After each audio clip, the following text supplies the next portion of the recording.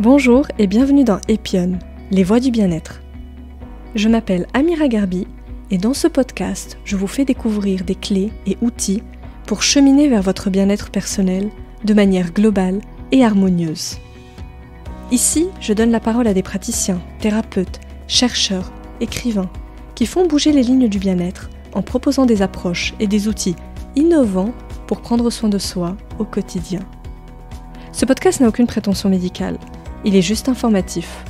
Pensez à demander l'avis de votre médecin si cela est nécessaire.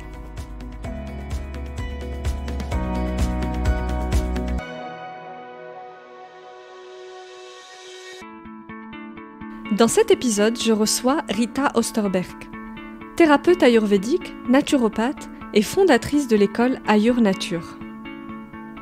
Après plusieurs années passées comme infirmière, aux urgences ou au bloc, c'est lors d'un voyage en Inde que Rita tombe en amour pour l'Ayurveda et qu'elle choisira d'en faire son métier pour partager au monde ses enseignements millénaires. Rita nous explique quels sont les fondements de l'Ayurveda, ce qui distingue cette médecine traditionnelle de la médecine dite allopathique, et pourquoi il est intéressant de comprendre et connaître son profil ayurvédique à travers les 3 énergies vitales que l'on appelle les doshas, pour maintenir une bonne harmonie entre son corps, son esprit et son âme. Je vous laisse en la lumineuse compagnie de Rita. Très belle écoute à tous. Bonjour Rita. Bonjour Amira. Rita, je suis très contente de te recevoir dans Epion Podcast aujourd'hui pour parler de l'Ayurveda, qui est ta spécialité. Oui, tout à fait. Alors pour commencer Rita, est-ce que tu pourrais s'il te plaît te présenter à nos auditeurs auditrices et surtout nous expliquer ce qui t'a amené à l'Ayurveda dans ta vie? Alors moi je suis donc Rita, portugaise d'origine indienne et ce qui m'a amenée à l'Ayurveda c'était une recherche personnelle, c'était un petit peu une quête personnelle pour être heureuse. Donc en fait j'étais un enfant qui était un peu pas très bien dans sa peau. En fait, j'étais très timide, introvertie, manque de confiance en soi, etc. À côté de ça, j'avais pas mal de troubles digestifs qui étaient aussi en lien avec un stress, etc. Donc en fait, depuis toute petite, j'avais cette recherche, j'avais cette envie d'être heureuse. Donc je me rappelle de penser à ça et comment je fais pour être heureuse. Donc j'ai fait beaucoup de choses dans ma vie pour ça. Donc j'ai fait des études d'infirmière à la base et je me rappelle que lors de mes stages encore en tant que stagiaire, en tant qu'élève, les patients, ils me disaient en fait la santé c'est super important parce que tant qu'on a la santé, on se préoccupe pas et quand on n'a pas la santé, on cherche que la santé. Donc j'avais un peu cette piste de la santé. Et petit à petit, en parallèle de mes études d'infirmière et aussi ensuite de mon travail d'infirmière plus tard, j'ai toujours fait un petit peu ces recherches en parallèle dans les médecines alternatives en fait. Donc j'ai fait la naturopathie, j'ai fait les pôles tibétains, j'ai fait la médecine tibétaine, la médecine thaïlandaise un petit peu aussi, et puis je suis arrivée à l'Ayurveda, et en fait quand je suis arrivée à l'Ayurveda, c'était un peu la révélation. C'était un moment où j'avais déjà pas mal travaillé sur moi, parce que j'avais déjà fait beaucoup de choses, et je me sentais heureuse en fait. Je me sentais heureuse, mais il me manquait quelque chose en fait. Et donc il me manquait quelque chose, je savais pas exprimer quoi par les mots, et donc je suis partie avec un biais simple d'aller en Inde un petit peu pour me chercher, donc pour être à fond dans ces pratiques que je faisais déjà un peu mais sans trop avoir de guidance on va dire. Et donc je voulais faire la méditation, le yoga, donc j'avais un peu des idées en tête mais je voulais me laisser guider un peu dans ce voyage. Et ce voyage, il a commencé justement par une formation d'Ayurveda, donc c'était pas mal la révélation. Et donc dans l'Ayurveda, on prend en considération le corps, donc comme un peu tout type de médecine, aussi le mental, comme le fait la naturopathie et d'autres médecines traditionnelles, mais ça prenait surtout en compte l'âme.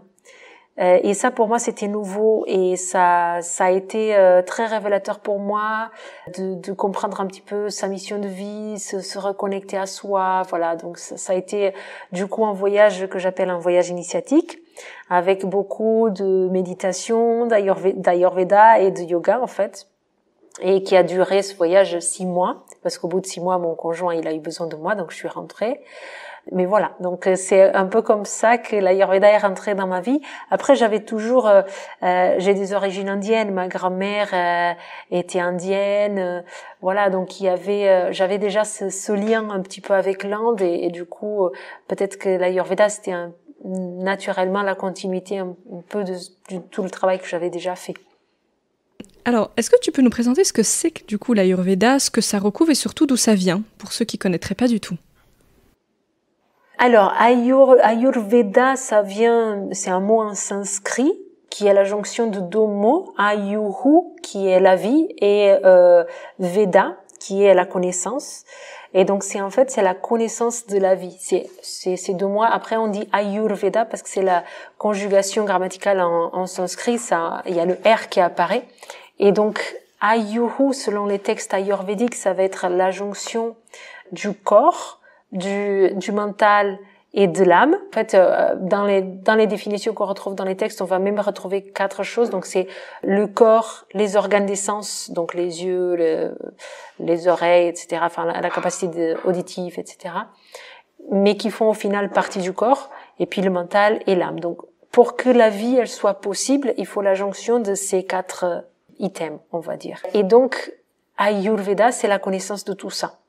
La connaissance de qu'est-ce que c'est le corps et comment on va le maintenir en équilibre ou l'aider à guérir ses besoins. Pareil pour le mental. Et la compréhension de qu'est-ce que c'est l'âme. Par contre, on a cette notion de que l'âme, elle peut pas tomber malade. En fait, l'âme, c'est qui nous sommes vraiment. C'est la réalité de qui nous sommes.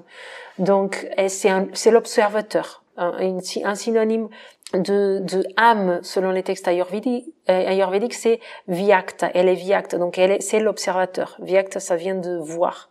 Donc c'est celui qui observe tout, c'est celui qui est toujours présent, mais il tombe pas malade. Donc l'ayurveda, ça va être un système de soins. Il y a 2 objectifs dans ce système de soins. C'est soit maintenir l'équilibre pour les personnes qui sont bien portantes, donc éviter de tomber malade, ou aider au retour à l'équilibre si le déséquilibre a été présent. Donc c'est des techniques de guérison. Donc après il y a c'est toute une chose parce que voilà, c'est considéré une médecine par l'Organisation mondiale de santé parce que voilà, c'est une science qui est complexe et on utilise énormément de choses pour aider justement pour réussir à répondre à ces 2 objectifs.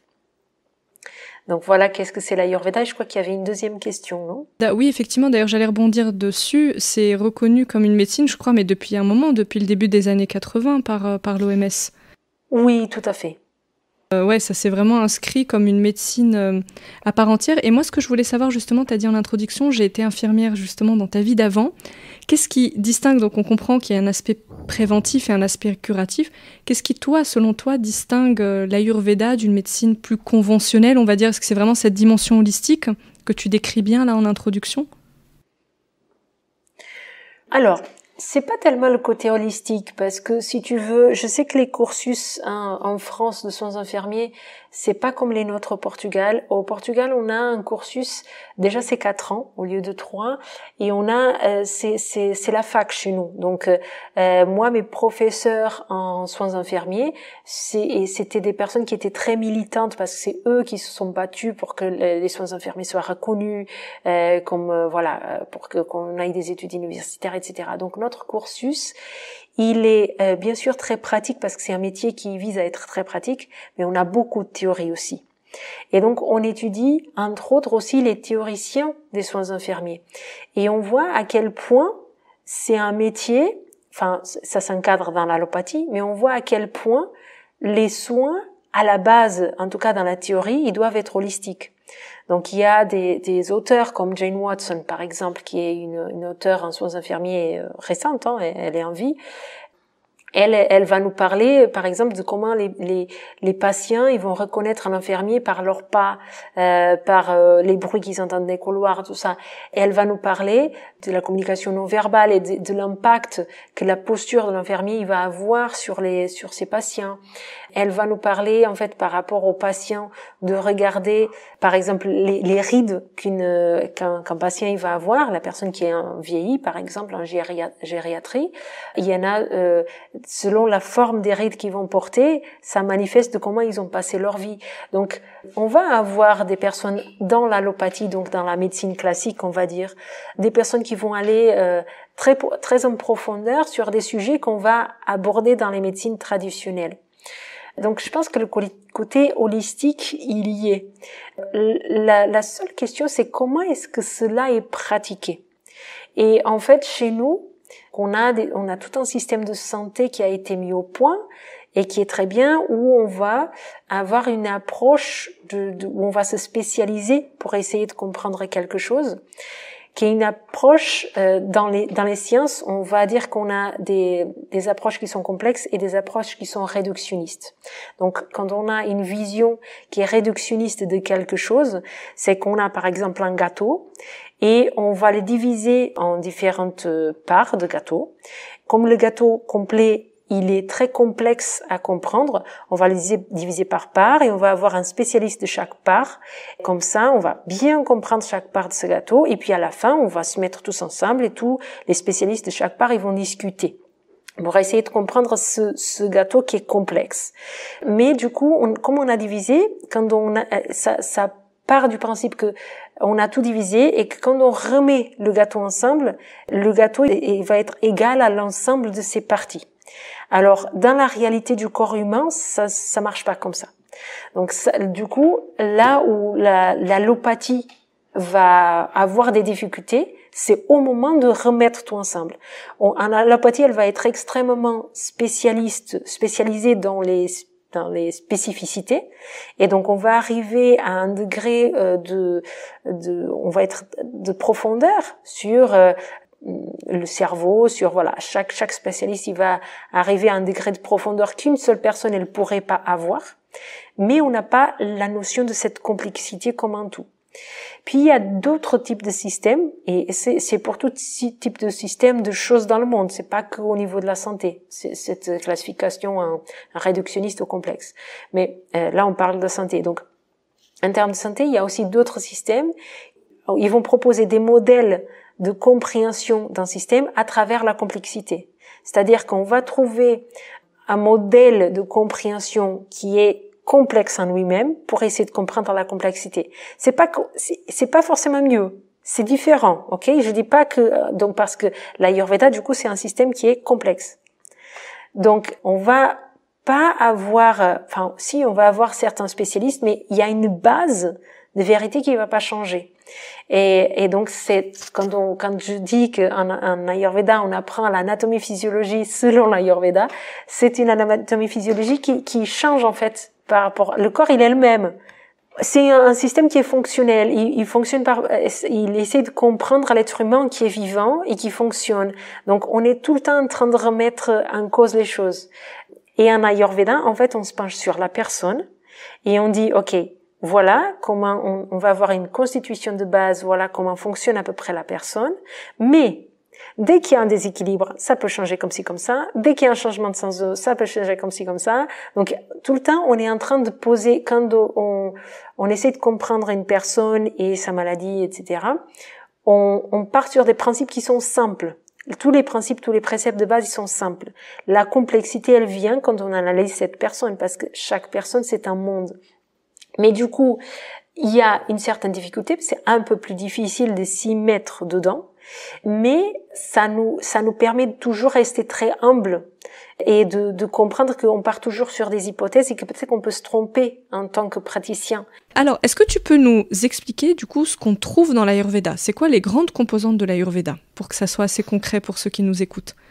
La pensée de base, elle va reposer sur des principes qui sont quand même très simples. Ok?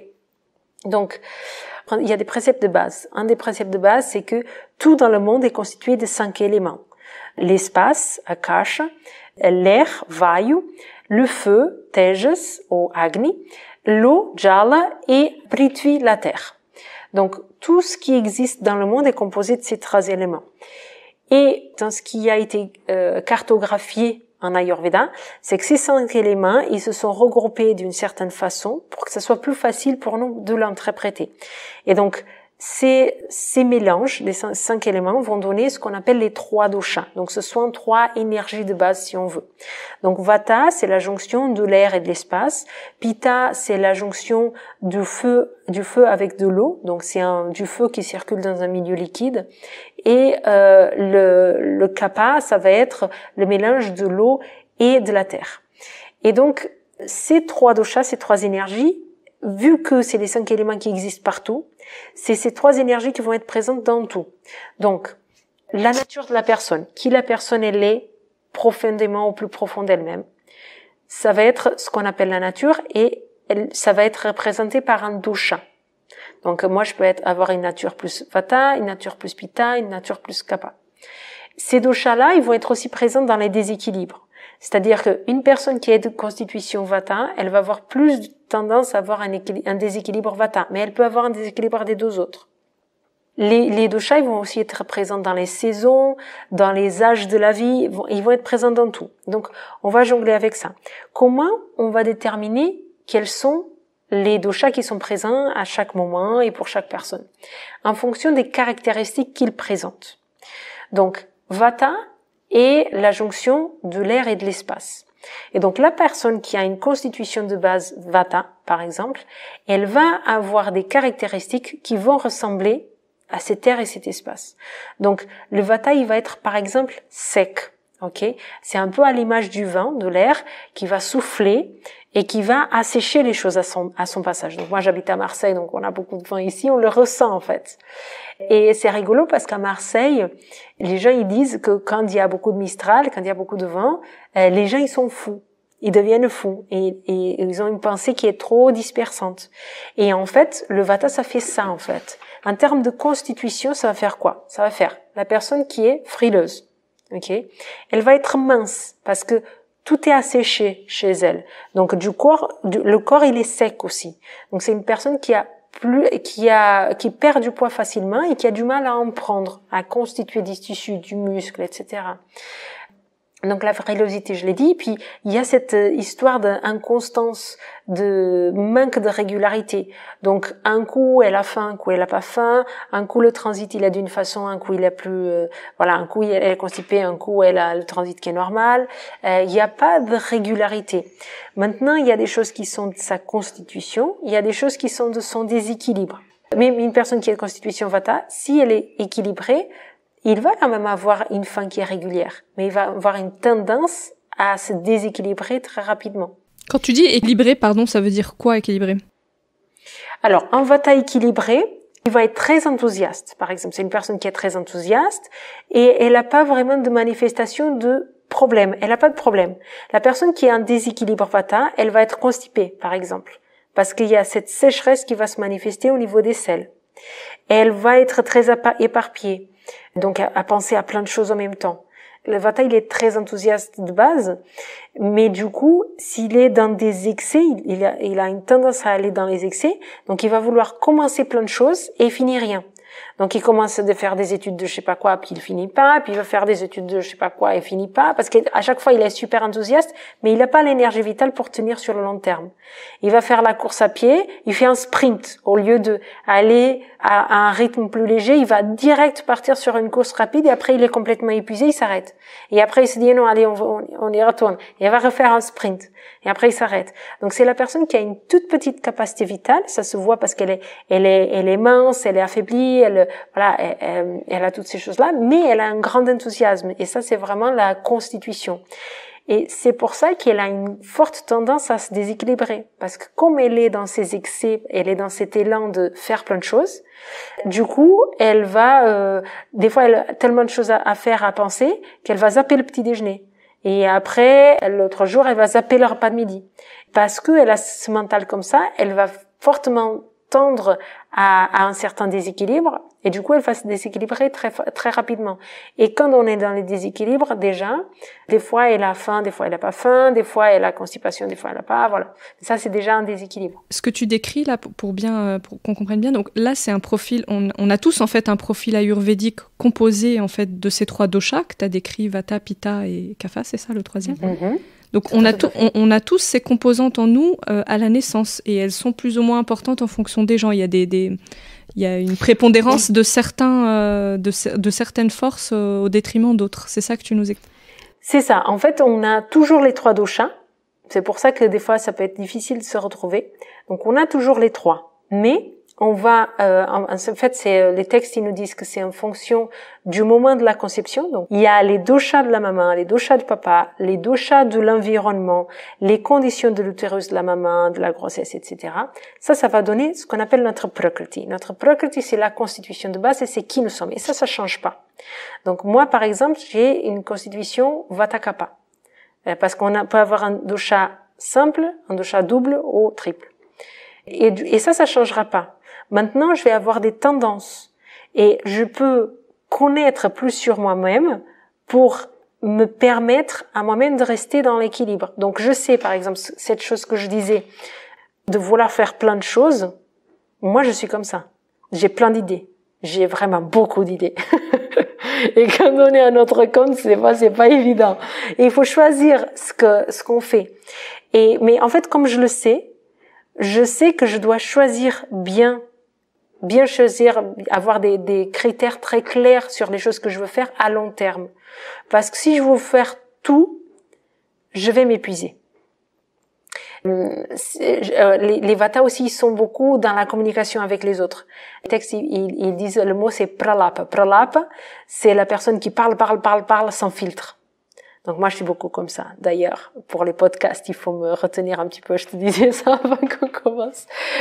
Et ça épuise le Vata parce qu'il a une petite capacité vitale. Donc c'est une personne qui est fine, qui est tendance à ne pas prendre du poids, et elle s'épuise facilement.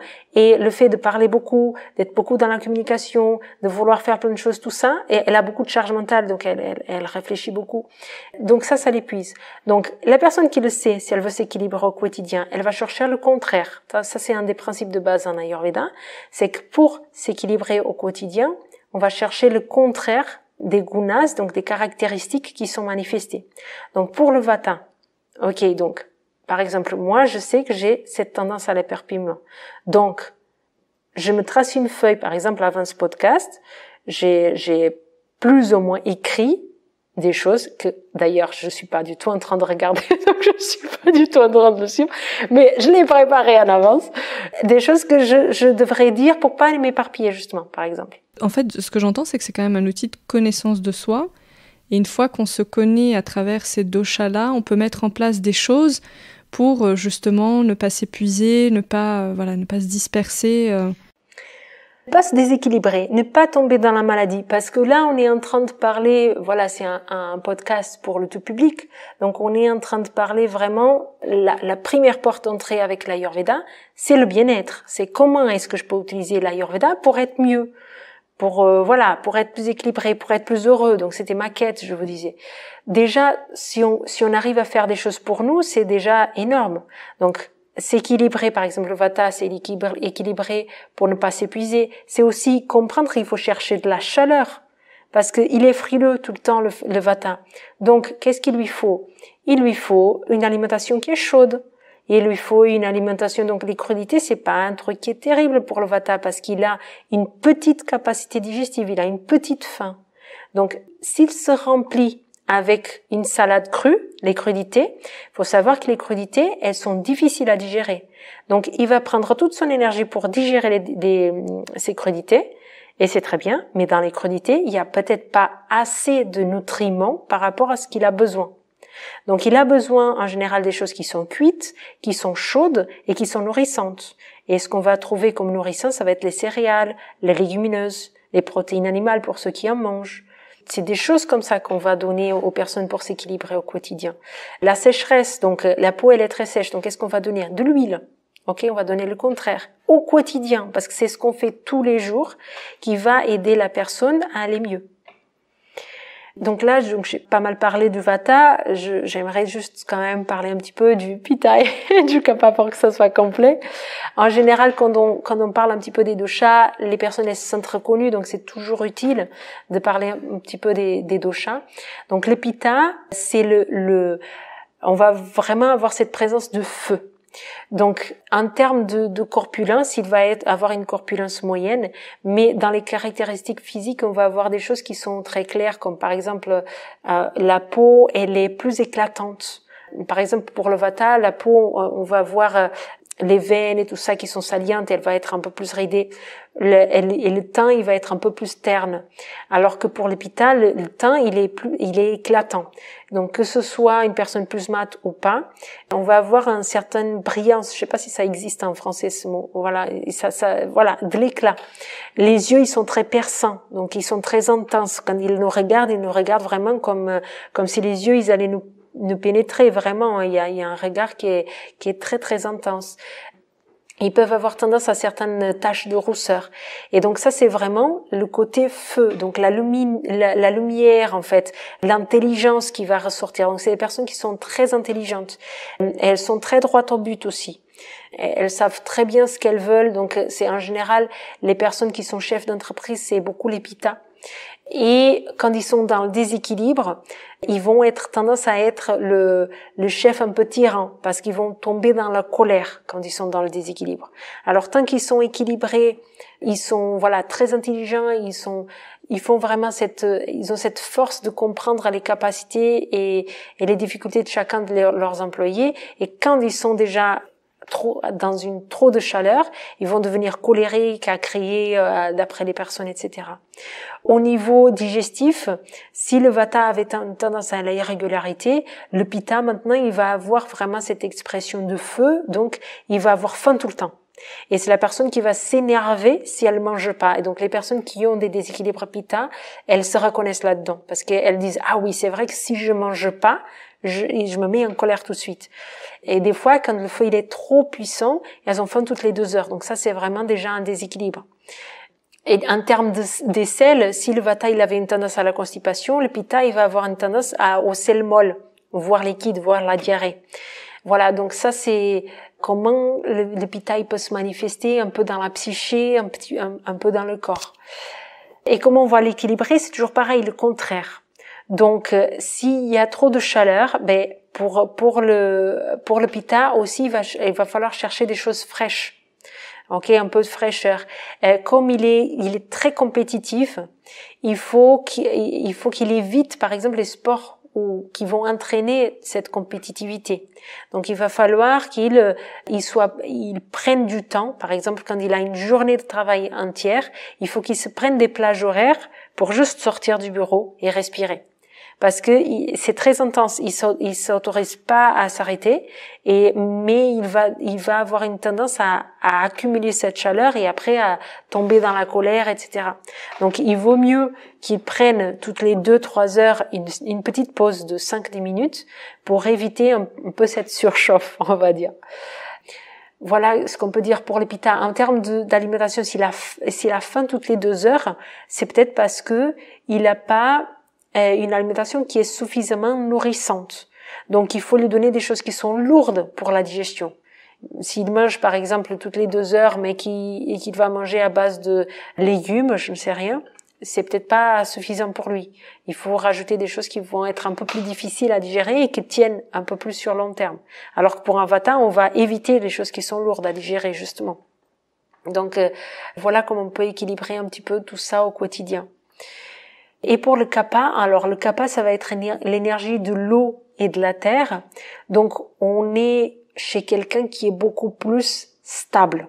C'est beaucoup plus stable, c'est beaucoup plus difficile à bouger. Donc, il faut vraiment imaginer cette énergie de la terre, de l'eau, qui est posée, qui est lourde.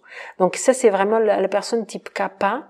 Elle porte vraiment cette lourdeur, cette stabilité et le risque de déséquilibre, ça va être très rapidement la léthargie, justement, ne pas vouloir bouger, etc. Donc, tant qu'il est équilibré, le Kapha, il est génial, parce que les textes, ils disent que c'est le mieux, parce que c'est lui qui, en fait, déjà en lui-même, il va avoir toutes les capacités de nutrition, etc. Il peut rester plus longtemps sans manger, par exemple. Il va résister plus facilement aux maladies parce que il y a une corpulence qui est déjà large. Alors, beaucoup de personnes pensent que le kappa, c'est la personne en surpoids. C'est pas du tout ça. Surpoids, c'est déjà un déséquilibre. Mais au niveau de la corpulence, on va voir que son bâti osseux, il est plus large. Donc les épaules sont plus larges, les poignets sont plus larges. Par exemple, il va pas réussir forcément à faire le tour de la poignée avec, si on met le pouce et l'indicateur à faire le tour de la poignée. Le vata, il arrive à le faire facilement parce qu'il a les doigts qui sont longs, qui sont fins, il a les poignées qui sont fines. Et le kappa, en général, il va avoir des doigts qui sont trapus et il va avoir les articulations qui sont larges. Donc lui, il fait pas le tour, par exemple. Mais c'est parce que son bâti osseux, il est plus large. Et du coup, c'est ça comme ça qu'on voit au niveau de la morphologie. Et toute la démarche, elle est plus lente. Donc, il est plus lent à marcher. Il est à l'école, c'est l'enfant qui va prendre beaucoup plus de temps à mémoriser quelque chose que les autres. Mais par contre, quand il a mémorisé, c'est très durable.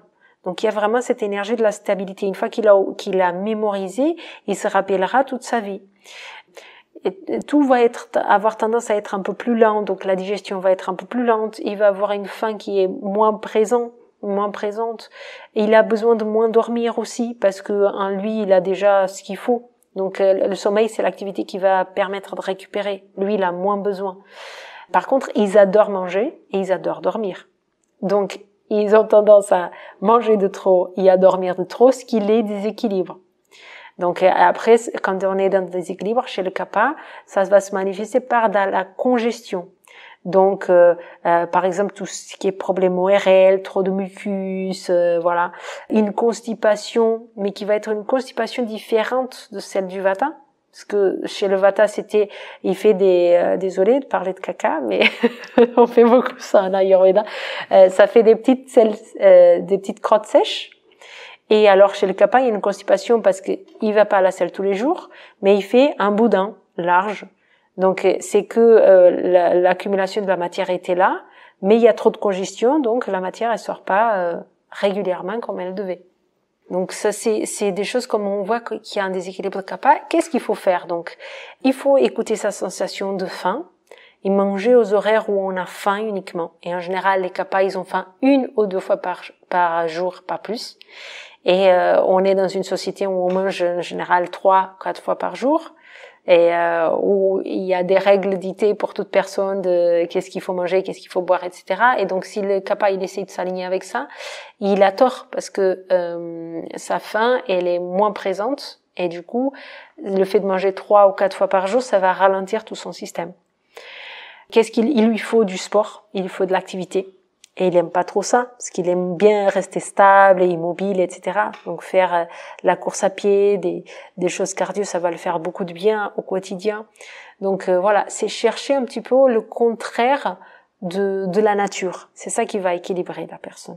Merci Rita, parce que je pense qu'on comprend bien du coup l'intérêt de connaître son profil ayurvédique. En fait, on adapte vraiment tout son mode de vie à son profil, on fait les bons choix. Là, tu as parlé d'alimentation, mais tu as parlé d'activité physique, de gestion du sommeil, du stress. Donc en fait, c'est en fonction de son profil, on a vraiment une hygiène de vie qui va être vraiment adaptée à chaque personne. Oui. En fait, c'est très très vaste l'Ayurveda. Et puis il y a des degrés, on va dire, de compréhension et d'actuation de ce qu'on peut faire. Donc déjà, il y a les Traya Upastamba, c'est ce que les textes ayurvédiques ils vont nous dire que ce sont les 3 piliers de la santé selon l'Ayurveda. Donc on a Ahara, l'alimentation, c'est un pilier indéniable, le sommeil, Nidra, et le 3e c'est Brahmacharya. Alors Brahmacharya, c'est un petit peu vivre en accord avec notre nature. Et donc là-dedans, on va mettre le sport, on va mettre la gestion du mental. Est-ce que c'est réellement bon pour tout le monde de faire de la méditation, par exemple? Ou quel est le type de méditation que je dois faire? Et à quel moment? Respirer, voilà, apprendre à respirer, etc. Donc ça, c'est les piliers. Et on est vraiment en train de parler de la personne bien portante et de la personne qui cherche à maintenir son équilibre. Après, on a toute une autre partie qui va aller très en profondeur, qui c'est les maladies. Mais là, on va pas rentrer là-dedans parce que je pense que c'est pas forcément utile. C'est plus pour les thérapeutes qui cherchent à devenir des praticiens ou des thérapeutes en Ayurveda et qui veulent accompagner des personnes, parce que c'est pour cette deuxième partie-là que ça va être considéré une médecine, parce qu'en effet, on va très loin sur la spécificité de chaque maladie, qu'on va comprendre toujours avec une base des 3 doshas. Après, ça se complexifie parce qu'on va étudier les tissus, on va étudier pas mal de choses là-dessus. Mais là, pour la personne de tous les jours, la personne qui écoute ce podcast, je pense que là où l'Ayurveda peut vraiment avoir un impact dans votre vie, c'est d'essayer de comprendre déjà quelle est votre nature, donc quelles sont les tendances, les plus fortes tendances au déséquilibre, pour ensuite s'équilibrer au quotidien. Et puis rééquilibrer les premiers bobos, quoi. Le rhume, qu'est-ce qu'on fait lors d'un rhume, par exemple? Une des techniques de base en Ayurveda, c'est la décoction de gingembre. Parce que quand on a un rhume, on a donc une accumulation de kapha au niveau des sinus, etc. Mais aussi on a une coupure d'Agni. Le feu digestif, il fonctionne plus. Et donc tant que le feu digestif, il fonctionne plus, on peut pas aller mieux. Et donc il faut réactiver ce feu digestif. Donc il faut, pour faire facile, il faut ressentir la sensation de faim à nouveau. Ça démontre que notre feu digestif il est en train de marcher. Et parce que ce feu digestif il va fonctionner, c'est lui qui va brûler tout ce qu'on appelle ama, la nourriture non digérée, notamment ce mucus qui s'est accumulé au niveau des sinus.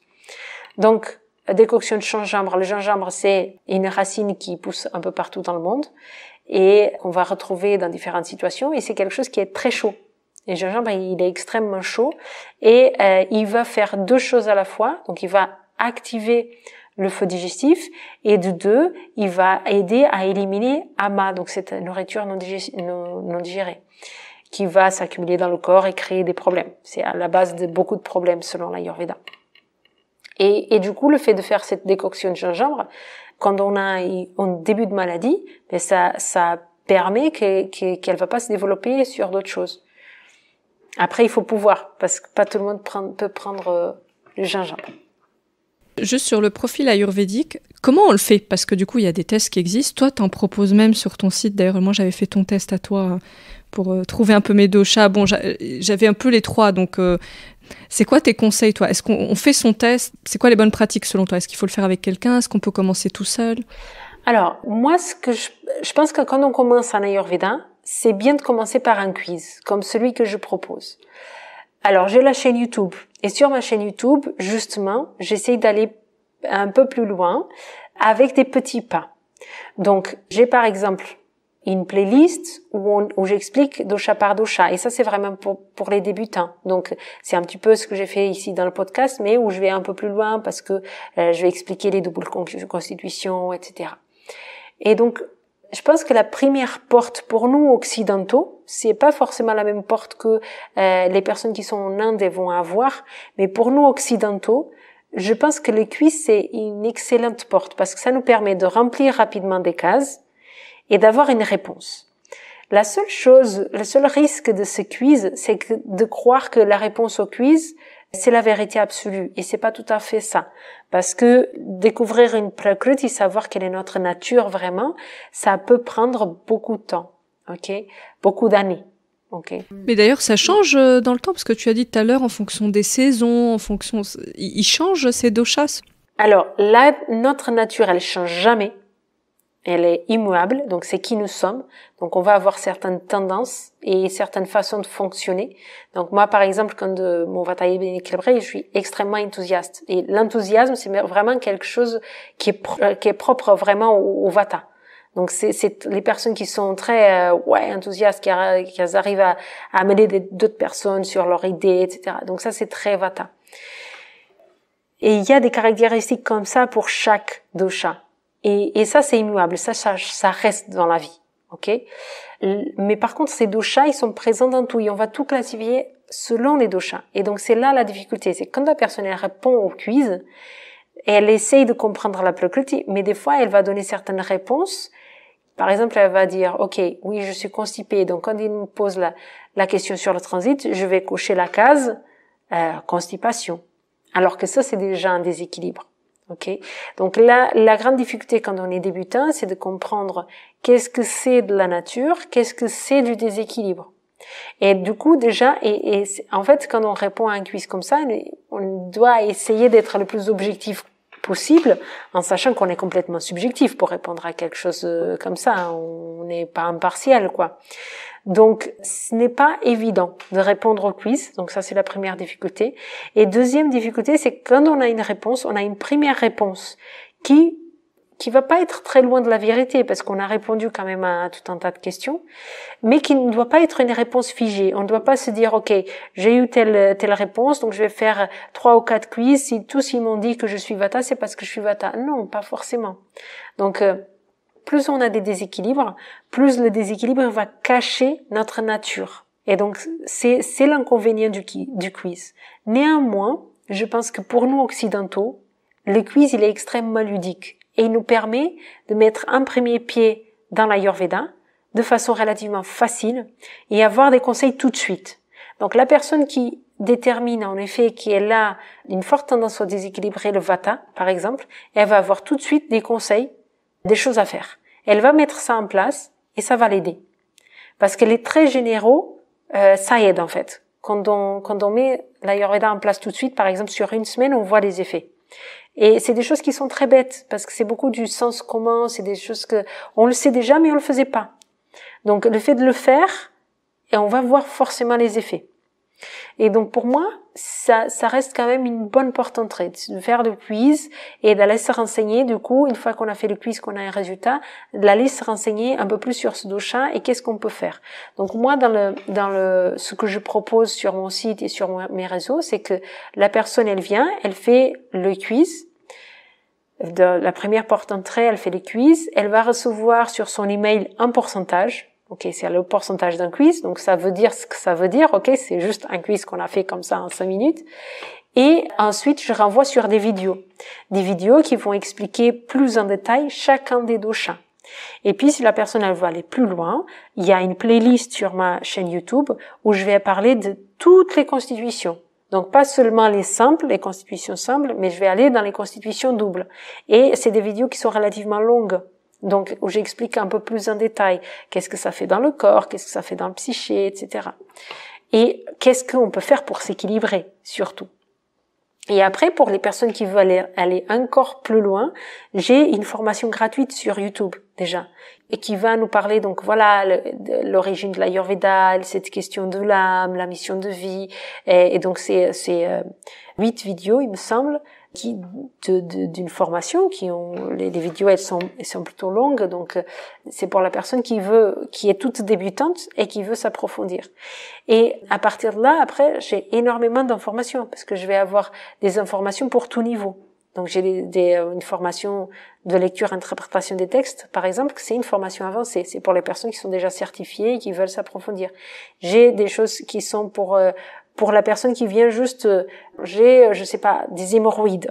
Okay, je donne un exemple comme ça parce que tout à l'heure, j'ai vu un commentaire sur une vidéo sur les hémorroïdes. Donc, la personne, elle peut aller sur la barre de recherche, dire, de ma chaîne YouTube, taper hémorroïdes, elle va voir des vidéos sur ça. Et donc, avec des conseils. Donc ça, c'est mon approche avec la chaîne YouTube, c'est que j'ai envie d'avoir des contenus pour la personne, justement, qui débute, et qui va avoir un peu des conseils rapides, qui sont des conseils généraux, parce que ça reste une chaîne YouTube ouverte à tout le monde, et qui n'a pas forcément l'opportunité d'aller voir un thérapeute. Et après, j'ai des contenus, des informations aussi pour celles qui veulent aller plus en profondeur, qui sont déjà thérapeutes et qui veulent aller plus en profondeur, etc. Pour moi, le quiz, c'est bien pour commencer. Donc on commence par le quiz, ensuite on se renseigne sur notre dosha un peu prédominant pour savoir quelles sont nos caractéristiques. On en retire du coup des bonnes pratiques que tu proposes, t'en as donné pas mal là sur l'alimentation, le sommeil, la pratique physique, qu'est-ce qui est adapté à mon profil. Et ensuite, si on a envie d'aller plus loin, on peut creuser avec des formations. Peut-être juste pour finir, l'alimentation dans l'Ayurveda, quelle est sa place et en quoi les aliments qu'on mange en fonction de nos doshas ont une importance clé pour notre santé et notre bien-être? On va avoir des principes d'analyse des substances, de toutes substances qui existent au monde. Ok, c'est ce qu'on appelle les dravya. Et donc, pour tous les dravya, on va étudier une certaine chose. Une de ces choses qu'on va étudier, c'est le goût de la substance. Donc là, on va parler des aliments. Donc on parle de substance parce que on applique ça pour les plantes et pour toutes choses, en fait, pour les minéraux qui sont aussi consommés en Ayurveda, etc. Donc, un aliment, on va essayer de le classifier selon son goût. On va étudier 6 goûts en Ayurveda. Et chacun des goûts, c'est pas juste un goût en bouche, il a un rôle au niveau du métabolisme et en fonction de ce qu'il va faire dans le corps. Donc le goût sucré, en fait, Madhura Rasa, c'est le principal, en fait, le premier qui est décrit dans les textes, et c'est traduit par le goût sucré. Mais attention, c'est pas le sucre rapide. En fait, Madhura Rasa, c'est quelque chose qui est nourrissant. Donc, c'est la caractéristique principale de ce qu'il fait dans le corps, c'est qu'il va être nourrissant pour le corps. Il va constituer des tissus. Donc, tous les aliments, ils ont une base de Madhura Rasa. Et c'est le côté sucré, mais c'est le sucre qu'on va ressentir, par exemple, dans le riz, dans une pomme de terre, dans une mie de pain. OK? Et en fait, si on va déguster et prendre du temps à déguster les aliments, on va voir que ce Madhura Rasa, il est présent de partout. En fait, même dans les légumes, dans tous les aliments, il va être présent. Il y a des aliments qui vont avoir plus de Madhura Rasa que d'autres. Donc, la patate douce, par exemple, elle va avoir énormément, etc. Donc ça, c'est le principal. Et ça doit être la base de notre alimentation. OK? Après, on va étudier l'avana, le goût salé. Le goût salé, il va avoir un impact qui va être un peu asséchant pour le corps. Donc, il va être utilisé thérapeutiquement, juste pour donner une idée. Par exemple, quand il y a des hémorragies, quand il y a trop d'écoulements, si on veut stopper un petit peu ces écoulements, ce goût-là, il peut être utilisé. Donc, on va avoir 6 goûts et chacun, il va avoir un rôle. Peut-être que c'est pas la peine que je décortique chaque rôle de chaque goût, parce que ça risquerait de faire encore trop long. Mais c'est une des choses de base qu'on va regarder. Quel est le goût? Est-ce qu'il est sucré? Est-ce que c'est salé? Est-ce que c'est acide? Est-ce que c'est astringent? Est-ce que c'est piquant? Voilà. Et je crois que je les ai dit les 6. Mais il y a 6 goûts en tout cas qu'on va évaluer et on va voir comment la personne s'alimente et en fonction de comment la personne s'alimente, on va voir qu'est-ce qui est plus intéressant. Donc par exemple, une personne qui a une aggravation de pitta, donc elle a chaud tout le temps, elle a des ulcères digestives, elle a des remontées acides tout le temps, elle a des rougeurs sur la peau, donc un pitta qui est aggravé. On va regarder son alimentation, on va voir qu'elle va prendre beaucoup de produits fermentés, beaucoup de fromage par exemple, et beaucoup de produits épicés, donc piment de cayenne, etc. Donc, on va leur recommander de limiter ces aliments, voire de les arrêter le temps d'aller mieux de son ulcère. Donc, le piquant, je pense que c'est évident un peu pour tout le monde, mais en fait, le piquant, si on faisait un graphique, le piquant, ça fait un pic de chaleur et il descend tout de suite. Donc, par exemple, les personnes qui sont habituées à manger épicé, des fois, si elles mangent très très épicé, elles vont même transpirer au moment où elles sont en train de manger et après ça passe. Donc, la chaleur, elle tient pas sur le long terme. Par contre, le goût acide, qui est très présent dans notre alimentation par les aliments fermentés, comme le fromage, qui est très présent en France, ça fait un pic de chaleur qui est moins important. En fait, ça va pas être aussi fort que le piment de cayenne, par exemple, mais ça va rester longtemps. Et c'est pour ça que traditionnellement les fromages ils sont faits dans les montagnes, dans les endroits où il fait froid et pendant l'hiver. La raclette c'est un truc d'hiver. C'est quand il fait froid en fait. Donc pour donner de la chaleur au corps. Donc si on voit par exemple la personne qui consomme beaucoup de ça, c'est peut-être le moment d'arrêter les produits fermentés, en tout cas pendant un certain temps. Donc c'est comme ça qu'on va avoir cette application. On va regarder les saveurs, donc ces 6 saveurs. On va regarder l'impact de chaque aliment. Donc chaque aliment, il va avoir ce qu'on appelle un vilye. Donc il va être soit chauffant pour le corps, soit refroidissant pour le corps. Et donc quand c'est refroidissant, ça va donner du tonus, en fait, on va dire. Le corps, il va être plus tonifié. Et quand l'aliment, il va créer plus de chaleur dans le corps, on va avoir une tendance à ouvrir les canaux du corps et à faire des détox, on va dire.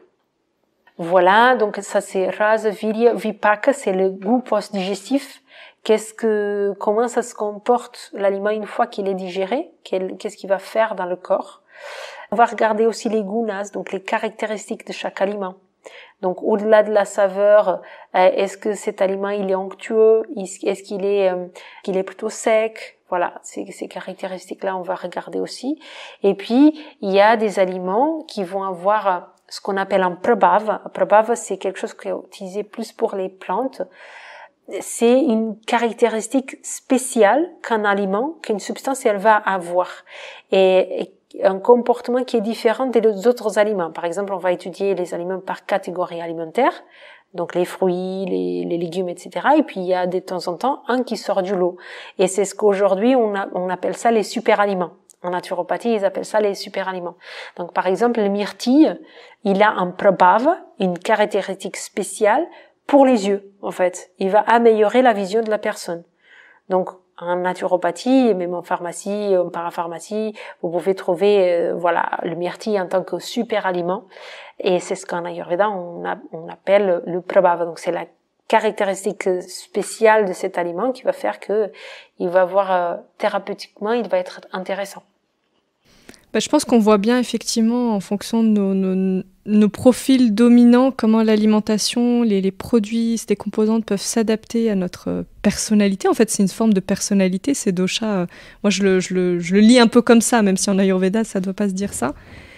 Merci beaucoup Rita, c'était très riche, très intéressant. Donc, ce qu'on doit en retenir, c'est que du coup, le profil ayurvédique, c'est vraiment une clé en fait pour mettre en œuvre plusieurs composantes de bien-être dans sa vie. Quand on le connaît, on peut mettre en place un certain nombre de choses. Et donc, il faut commencer déjà par faire un test, a priori, et ensuite aller creuser nos spécificités. Donc, est-ce que tu peux nous redire où est-ce qu'on te retrouve du coup? Parce que tu as parlé de ta chaîne YouTube, je ne sais pas si tu l'as citée. Non, je crois que je n'ai pas cité. Donc moi c'est Ayur Natur. Vous me trouvez un peu partout avec Ayur Natur. Ayur comme Ayurveda, donc A-Y-U-R, et plus loin N-A-T-U-R. Donc ma chaîne YouTube s'appelle Ayur Natur. Sur Instagram et Facebook, c'est Ayurveda-8 naturopathe-8 Ayur Natur. Mais en général, si on tape Ayur Natur, Rita Osterbeek, c'est mon nom, on va tomber un petit peu sur moi. Merci infiniment Rita pour tout ce partage. J'espère que ça donnera envie aux gens d'aller découvrir quel profil ils sont et qu'est-ce que ça peut leur apporter dans la vie et à leur bien-être. Très bien, super. À bientôt. Merci, à bientôt.